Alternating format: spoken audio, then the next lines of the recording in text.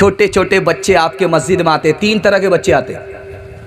एक बच्चे को लाना ज़रूरी है, नहीं लाएंगे गुनहगार होंगे आप। मस्जिद में लाना ज़रूरी है, वाजिब है, नहीं लाएंगे आप गुनहगार होंगे। दूसरा बच्चा है, उसको लाना तो जायज़ है लेकिन लाना बेहतर नहीं है। तीसरा बच्चा है, उसको लाना हराम है। अगर आप मस्जिद में उस बच्चे को लेकर के आए तो आपको गुनाह होगा, सरपट गुनाह होगा। ध्यान से सुनिएगा, दिल्ली जाते हैं आप, दिल्ली में लाल किला है, आज भी है। दिल्ली में लाल किला है, आपने देखा है। उसमें आज भी एक मस्जिद है जिसका नाम है मोती मस्जिद। उसमें औरंगज़ेब बादशाह नमाज पढ़ते थे। औरंगज़ेब बादशाह 1600 ईस्वी में उस मस्जिद में औरंगज़ेब बादशाह नमाज पढ़ते थे। आज भी वो मस्जिद मौजूद है, उसका नाम है मोती मस्जिद। तो जब इमाम साहब मुसल्ले पर बैठे हैं, नमाज का टाइम हो गया, इमाम साहब से आकर के बादशाह ने पूछा, इमाम साहब नमाज का टाइम हो गया, आप बैठे हुए किसका इंतज़ार कर रहे हैं? कहा कि आप बादशाह हैं, आपका इंतज़ार कर रहे थे। कहा निकल जाओ मेरी मस्जिद से।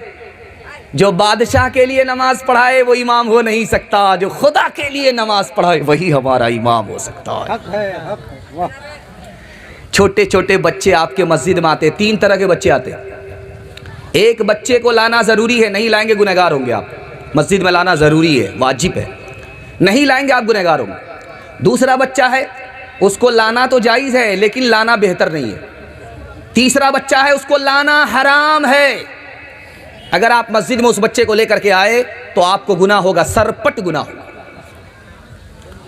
पहला बच्चा जिसको लाना ज़रूरी है, हर हाल में लाना है आपको, नहीं लाए तो आप गुनहगार होंगे। वो बच्चा है जो अपने घर को अपना घर समझता है, खुदा के घर को खुदा का घर समझता है। ऐसे बच्चे को लाना वाजिब है ताकि बचपन में उसकी आदत हो जाए, जवानी तक नमाज पढ़ता रहे। एक बच्चा है, बाप के साथ खड़ा रहता है तो इंसान, जहां बाप की सबसे निकल करके बच्चे के साथ खड़ा होता है, एक नंबर का शैतान। लाना तो जायज़ है लेकिन लाना बेहतर नहीं है। अगर आप ला रहे हैं तो अपने साथ खड़ा कीजिए, पीछे खड़ा होने मत दीजिए, वरना वो तूफान कर देगा, तूफान खड़ा कर देगा। तीसरा बच्चा है, उसको यही मालूम नहीं कि ये अल्लाह का घर है, वो अल्लाह के घर को भी नानी और दादी का घर समझता है। ऐसे बच्चे को मस्जिद में लाना हराम है। अगर आप लाएंगे गुनहगार हो जाए। एक बात याद रखिए, अल्लाह आपके इल्म में इजाफा फरमाए। ये देख रहे हैं मोबाइल लगा हुआ है, मोबाइल देखने के बाद दिल परेशान हो जाएगा आपका। तजर्बा कर लीजिए, आधा घंटा आप मोबाइल देखिए, आपकी आंख से 2 घंटे नींद नहीं उड़ जाएगी। कल ही तजर्बा करके देख लीजिए आप, सिर्फ आधा घंटा मोबाइल देखिए, 2 घंटे आपकी आंख से नींद उड़ जाती है। और वजू करके सीधा मस्जिद में पहुंचिए आप, और अभी जुमा का दिन है, आज़ान हुई है, मिंबर पर खड़ा खुतबा दे रहा है इमाम, आप थोड़ी देर में आए, वजू करके आए, दुआ पढ़ करके आए, अभी बैठे ही हैं कि झटके पे झटका आपको आ रहा है। कहाँ से आया? इस राज को सुनिए, अल्लाह मस्जिद से हम सब का रिश्ता मजबूत फरमाए। जब आदमी मोबाइल देखता है तो उसका दिल परेशान होता है।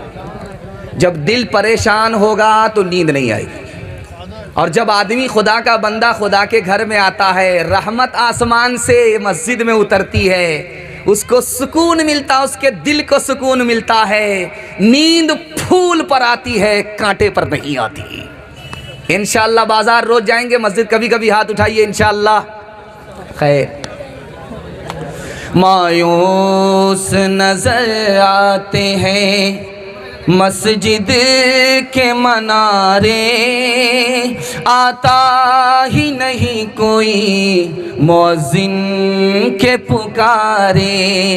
मिंबर भी खामोश तो मेहराब है सुनसान। हम कैसे मुसलमान हैं, हम कैसे मुसलमान। हम सिर्फ ही सुनते हैं मस्जिद की अज़ानें, होती ही नहीं हमसे अदा 5 नमाजें। आबाद ही रहे मक्का और मस्जिद वीरान। हम कैसे मुसलमान हैं, हम कैसे मुसलमान।